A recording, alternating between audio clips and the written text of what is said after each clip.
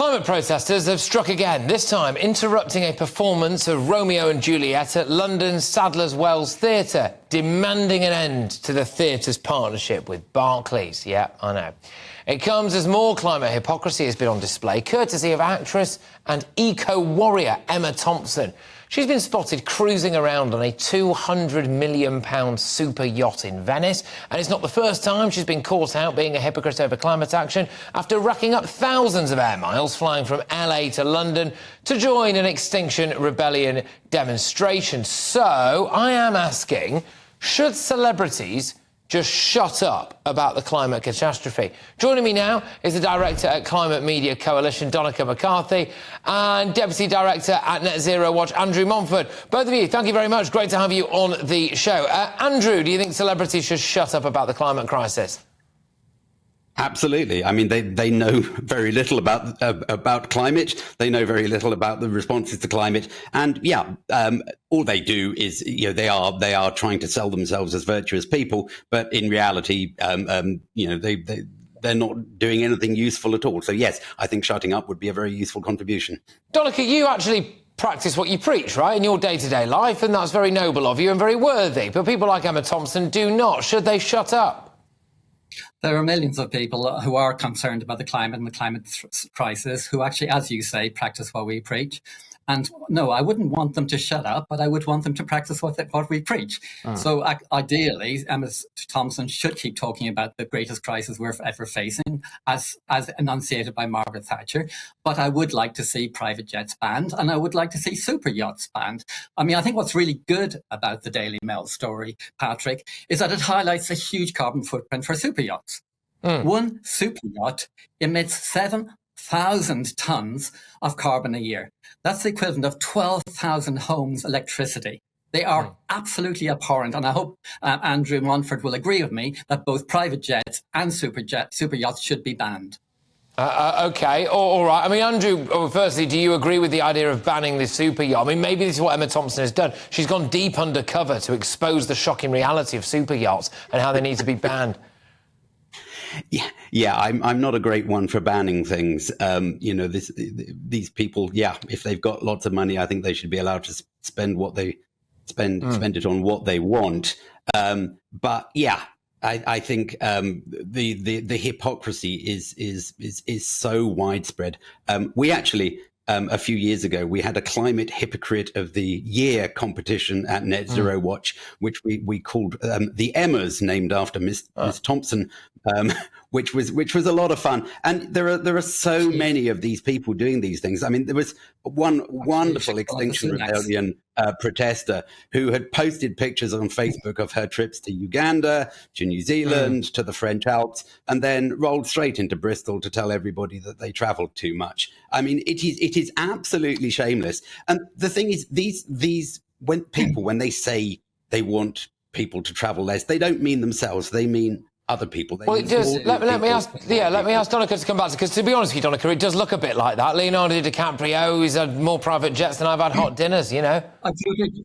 Well, there's not a disagreement here. The hypocrisy is a problem for people who are spokespersons, and I advocate that all spokespersons should practice what we preach.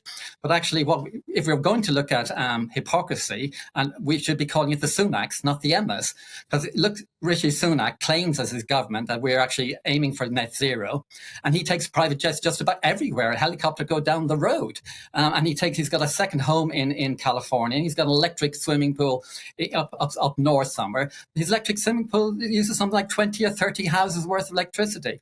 So what we should be doing is helping the poor cut their carbon emissions and ensure the rich are taxed or banned from squandering it. Okay. Donnachadh, can I just stick with you? This is, by the way, not supposed to be some kind of gotcha thing. I'm genuinely just fascinated, right? Do you ever go abroad? The only time I will go abroad if it's for an actual conference that requires it. I've gone abroad once, I think, in 20 years. Right.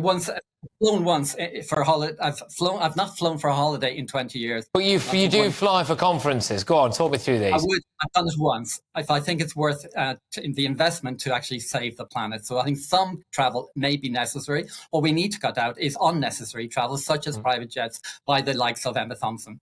OK, all right. Andrew, do you think, though, that it just fundamentally undermines any kind of public sympathy towards, people like Extinction Rebellion, really? Because the next time we do see a celeb doing it there, I would argue that maybe they're doing it for their virtue signalling. If they thought it was an emergency, this is the thing, right? If she really thought it was an emergency, in the same way that Donnachadh does think it's an emergency, right? You would not be on yachts. You would not be on private jets. You wouldn't do it if you thought it was that imminent. Yeah, I mean, I think that's absolutely right. I mean, there are so many people who are talking the talk, but they're not willing to walk the walk. I think it has to. If you really felt it was an emergency, though, you would have to go much further than just wanting to ban private jets. That smacks more of sort of socialism, jealousy, that sort of thing, rather than actually wanting to do anything about it.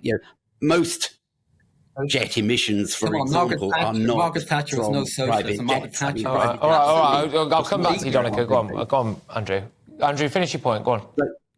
Yeah. So, the rich. Yeah. Okay. A super yacht does emit a lot of fuel for 6 people, but that's about jealousy rather than absolute amounts of CO2 emissions. Okay. I think we probably ought to be, if people are serious about this, they're going to have to address what poor people are doing, and that's their problem. I think to get to ordinary. I think part of the perception, Donnachadh, part of the perception with a lot of kind of eco-activism, etc., is that people who can either afford to make changes in their lives, or people who can afford to sell their car and get an electric one, or etc., do that stuff. People who can afford to virtue signal.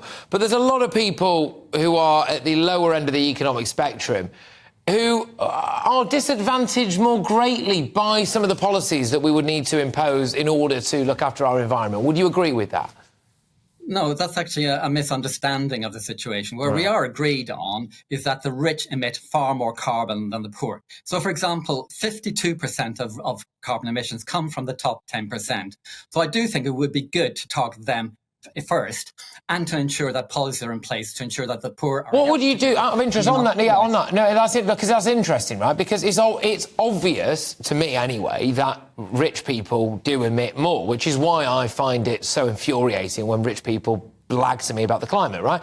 But what would you do, though? I mean, what would you ban rich people? Okay, so a number of things we could do that would actually, I think, are fair. You would actually, every time, you could have a frequent flyer charge. So the more flights you take, the higher price you pay. But how does that help, though?